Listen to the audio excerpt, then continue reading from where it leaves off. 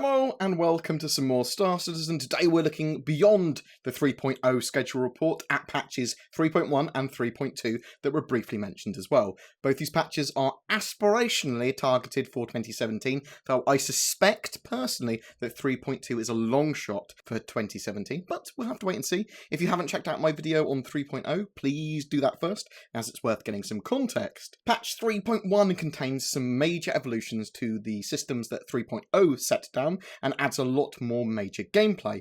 Let's start off by looking at the ships. Some ships going to be added: the Misk Razor racing ship, the RSI Aurora reworks getting in, that's that Starler ship. I can't say Aurora properly apparently. The Anvil Terrabin, which is kind of like become a military scout, the Misk Hull C, which is the large dedicated hauler, the Drake Cutlass Red, Space Ambulance, the Drake Cutlass Blue, Police Van. Now, both of those Cutlasses, obviously, they've been reworked as well. They were in hangar, but now they've kind of been reworked based on the Cutlass Black rework. I have to wait and see exactly what they're going to look like, but I'm very excited for them. And we've also got the Aegis Vanguard Harbinger, which is the missile boat variant of the Vanguard. That is a good amount of ships, and I do suspect we may see a sneaky extra ship or two between the 3.0 and 3.2 patches, literally based if they're ready or not. It will be as simple as that. Now, we've talked about mining briefly in 3.0. It wasn't in the schedule report. That's because they don't know exactly when it's going to be ready, and there's effectively several types of mining. There's mining in space, there's mining on the ground, mining space asteroids, and mining gas as well as mining on the ground. So 3 types of mining. We don't know exactly what's going to be ready or when. I would expect gas mining to be done first. But we'll have to wait and see, and we don't know where that's going to fit into the schedule. Might be in 3.0, might be in 3.1 or 3.2, might make none of them, but we'll have to wait and see. So there's been some major new tech and system additions as well in 3.1. The object container streaming is getting some further core engine support, though 3.0 sets the scene for object containers and the mega map. There is still a way to go. This is one of the cornerstones of getting Star Citizen running smoothly with extreme fidelity, and we're going to start to see more ships, stations and areas that are much more optimized for object containers and this form of streaming, and we're going to start to see better and better frame rates and much better utilization of resources. Fuel is going to be put into or treated as an item in item 2.0, allowing it to be persistent, as well as fuel tanks I expect to be damaged and for you to lose fuel. Refueling to work as intended is required for fuel to be part of the item system 2.0. We're also going to have the criminality system, which is a more fleshed out version of the criminal outlaw system that we currently have. That should give reasons for players to move around the verse, fight over cargo, missions. There's going to be bounty hunters based on that. There's going to be lots of piracy and all that sort of jazz is all going to be supported by this criminality system, and also any repercussions of becoming a criminal too. The room system version 2 will also be in there. So we had version 1, which is effectively being able to detect differences with airlocks and doors, but now there's going to be physical depressurization, as well as items 2.0 being supported by elevators and airlocks. So no more faked airlocks. Rooms will be deadly if they're depressurized and you're not wearing a suit. There will be environmental hazards, and pressure will be a thing. Then we might even be able to see explosive decompressions, which will be pretty cool. And we should see objects and players move towards doors that are opened and depressurized. Service beacons version 1. So the service beacons will allow us to request help, set up distress beacons, request refueling, say, come and escort me, that sort of thing. They were also going to help enforce and signpost player-made missions and requests. Item degradation and failure was going to be in there as well. So items, weapons, systems and armors and the like will degrade and get damaged over time. Repairing items will be necessary, and this is going to come in with like the new repair and restock systems as well. Deeper game persistence. There's going to be more and more persistence in 3.1. Spectrum integration in game as well. We're going to see friends and the chat system move entirely onto Spectrum, I expect, as well as a new parties and org system coming into play. Bind and unbinding. So anything that's not finished for the network bind unbind for 3.0 is a high priority for 3.1, as it eliminates network updates for entities far away from the client. helping improve server performance, and one of the things that we need is higher frame rates in the persistent universe. The diffusion refactor, so this is architecture for back-end services, which will allow creation of scalable, high-performing stateless services that basically give higher amounts of concurrent players and improve stability. Very important. New persistent universe additions as well, so we're going to see the modular truck stops and similar space stations get put into the game. They're going to be various designs, and I believe they're procedurally generated, or at least they can be modularly stuck together to allow ships to refuel, repair, trade. There's going to be internal shops to help you find jobs, to help you buy and sell random commodities. There could be various little outlets for cassava and that sort of stuff. But the idea is that these are convenient outposts around the verse to outfit and sell to, but also for interesting things to explore and find. ArcCorp Area 18 is also getting integrated as a landing zone accessible from the persistent universe. Expect the area to expand and to get more functionality and actually exist as a tangible place to visit without needing to go through the menus.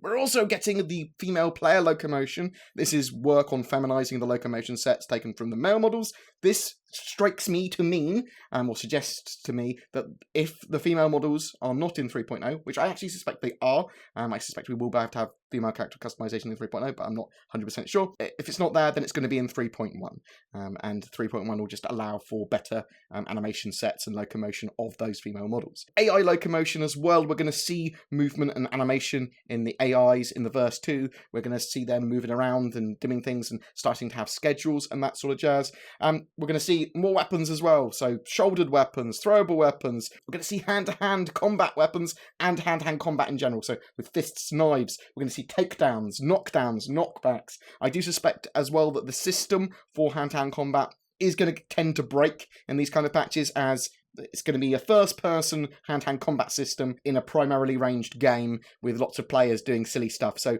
I'm hoping for a simple yet fun close combat system, but expect this to get broken a lot in 3.1 and it to get a lot of iteration in the next few patches afterwards. Let's take a look at patch 3.2 as well. So ships for 3.2 are very focused on variants. The Constellation Phoenix is in, which is the luxury constellation. The Constellation Taurus, which is the budget and cargo connie. The Freelancer Max, which is the fast cargo variant of the Freelancer. The Freelancer Der, the exploration variant, as well as the Vanguard Sentinel, which is the E-War version of that Vanguard. There are also some new additions to the persistent universe, focusing mainly really here on hero landing zones with Crusader, Hurston, and if time allows, as a stretch goal, Microtech. So CIG are now finishing these with their own environments team, whereas before it was outsourced to BHVR or Behavior. So let's talk about these zones and what they're supposed to look like. Crusader is a gas giant city built on the clouds. The city consists of multiple floating platforms that are long and slender in nature,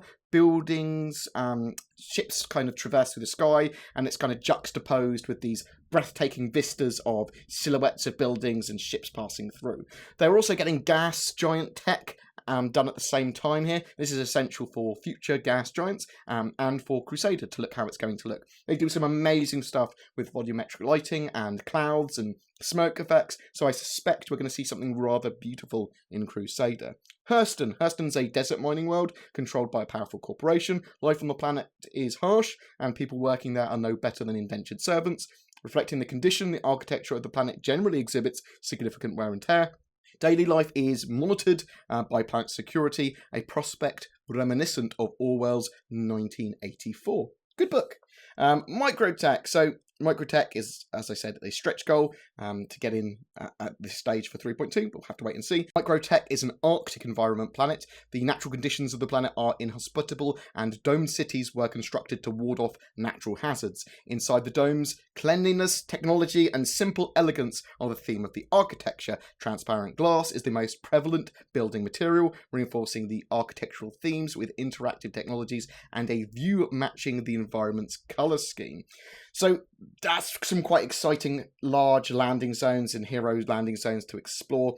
It's going to be accompanied by those planets to explore as well. We don't know exactly where we're able to land on those planets, but I suspect in a lot of situations we'll be able to land all over them. Some situations we're going to be pulled into certain landing zones saying you can only land in this area because it's a populated area.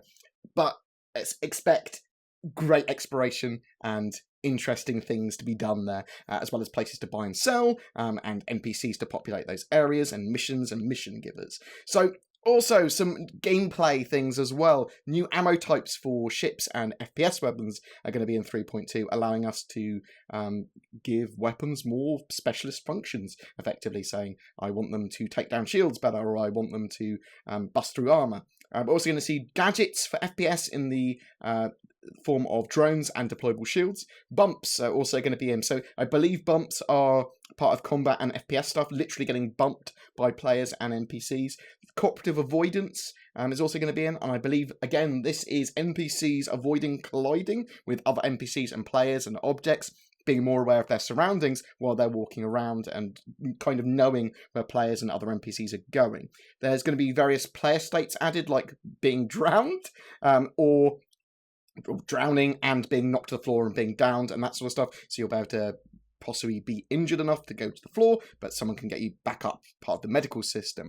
The ability to interactively inspect objects is also going to be there. Expect flipping stuff and putting stuff on tables and hiding stuff in drawers if you wanted to, as well as a more developed looting system and permissions for various things as well. There's some big core tech that's also going in there as well. They're going to be generating NPCs on archetypes, so I believe we're going to see procedurally generated NPCs with different archetypes in mind, so certain clothing, personalities, skills, and abilities, and that sort of stuff. We're going to see an interaction system with usables as well, so we're going to be able to interact with various usables, turning on switches, using various items, various gadgets, light switches, and even interacting with food and going down to individual consoles and stuff like that as well, in a much different way than we already do.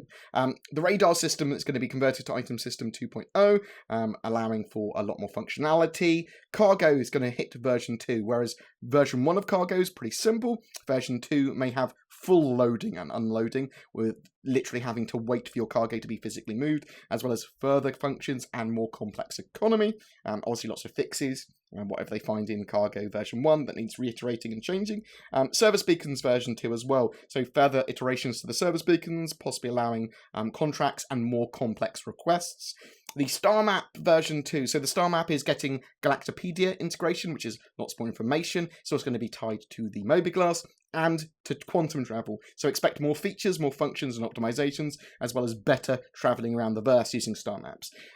So we're also going to see ship-to-ship refueling, so the Starfarer is going to start to get to use with ship refueling. I also suspect that they've already pre-planned mining of gas to be in here by now, but we'll have to wait and see. That wasn't mentioned, although the gas giant tech was mentioned. I suspect that is pretty much the only thing that is holding the Starfarer back from mining gas.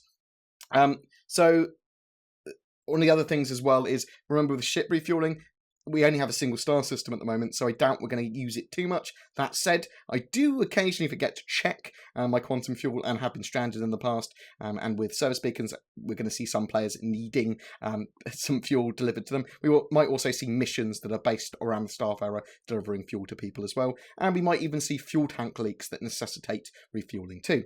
Breaching, so boarding, attacking ships, and some stations that are locked will require breaching. I believe that only certain access points will be able to be breached with explosives, hacking, or welding tools, so just bear that in mind. Breaching is so essential for boarding onto ships, and it's going to be interesting first-person shooter gameplay, as well as how do we disable the ships, how do we catch them. I'm assuming this stuff has already been thought out for 3.2, but we'll have to wait and see. Security and access control, so the ability to control and lock areas of ships. Hacking or breaching might be required to get through certain areas or get aboard ships. Consoles may give you access to open and close doors, that sort of jazz. Object container streaming for 3.2 should contain most of the remaining key parts of object containers. So expect, after a debugging phase, to have much better frame rates, and for them to allow much easier additions to the verse. This object container streaming, I can't reiterate enough how integral it is for large-scale battles, capital ships, the level of quality that they're going for Star Citizen, and for the game basically to work. So when we have that in there, we should start to see significantly improved frame rates and quality to the game. This is, yes, awesome. It's awesome. And that's kind of it for the schedule at the moment for 3.1 and 3.2. The Delta patch is being worked on, and it will be done ASAP. I have no firm dates on that yet. Some extra ships or features might make it into these patches as well. Some might get pushed back. We'll have to wait and see. We will be updated over at robertspaceindustries.com schedule-report, so check that out. We might also start to see incremental patches between 3.0 and 3.2 with HOX fixes and balance changes, and that's a major thing to remember as well. Balance and combat are going to change massively over these patches as weapons get added and balanced, and I suspect Arena Commander will play very differently to the Persistent Universe, as Arena Commander is a very small zone where you don't have to worry about certain things like quantum travel, whereas the Persistent Universe, there is a lot more stamina involved and planning involved and missions and stuff going on rather than going, I know that I'm going to be in combat. Every month, I give away to one of my subscribers a ship, and all you've got to do is to comment on any one of my Star Citizen videos made during that month. For April, that ship is a Drake Buccaneer, so please tell me what features or ships that you are looking forward to in Star Citizen, whether they've been mentioned here or not. A massive thank you to my Patreons, who go the extra mile to support the channel. Thank you so much. Links in the description if anyone wants to become a Patreon. I will love you forever. Thank you, thank you, thank you. Please don't forget to like and subscribe as well, as it really does help me. And if you've got any questions for the BlizzCon devs that are going to be there for me or whatever, please drop them in the links below, in the description below, in the comments below. I can't words. Take care, guys, and I'll see you in the verse.